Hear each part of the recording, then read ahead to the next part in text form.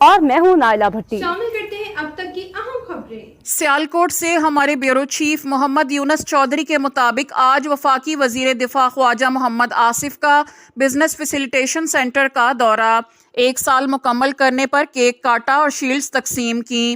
Deputy commissioner محمد ذوالقرنین لنگڑیال، صدر chamber of commerce Ikram ul Haq, deputy secretary industries ابو بکر اور manager be F C سید حیدر منیر کے علاوہ مختلف شعبہ زندگی سے تعلق رکھنے والے افراد نے شرکت کی۔ وفاقی وزیر دفاع خواجہ محمد آصف نے کہا کہ بزنس فیسیلیٹیشن سینٹر آٹومیشن کی جانب سفر ہے۔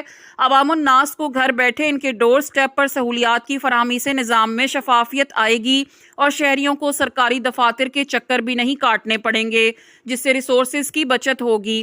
خواجہ محمد آصف نے کہا کہ عمران خان سے ملاقات سے مذاکرات آگے بڑھ سکتے ہیں تو ان کی ملاقات کروانے میں کوئی مضحکہ نہیں، تاہم ٹویٹ کے بعد مذاکرات اہتمام حجت ہیں جو پورا ہونا چاہیے۔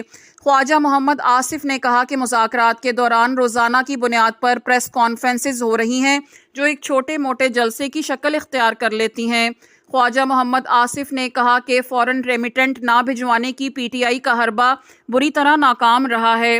نومبر اور دسمبر میں فورن ریمیٹنٹ کی شرح گزشتہ سال کی نسبت زیادہ رہی۔ انہوں نے کہا کہ گلف میں مقیم پاکستان ہر ماہ اپنی فیملیز کا ماہانہ خرچہ کی مد میں بھجواتے ہیں جو ان کے کہنے پر بند نہیں کر سکتے۔ انہوں نے کہا کہ پاکستان انٹرنیشنل ایئر لائن نے پیرس میں فلائٹ آپریشن شروع کر دیا ہے اور آئندہ چند روز میں 19 مختلف ممالک میں فلائٹس کا آغاز ہوگا۔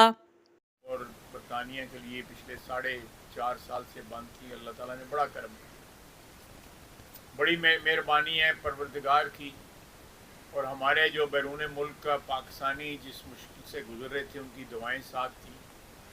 کل پیرس جو ہے وہ فلائٹ گئی ہے۔ اب تک کے لیے اتنا ہی۔ مزید خبروں اور اپڈیٹس کے لیے دیکھتے رہیں صاحبہ نیوز HD۔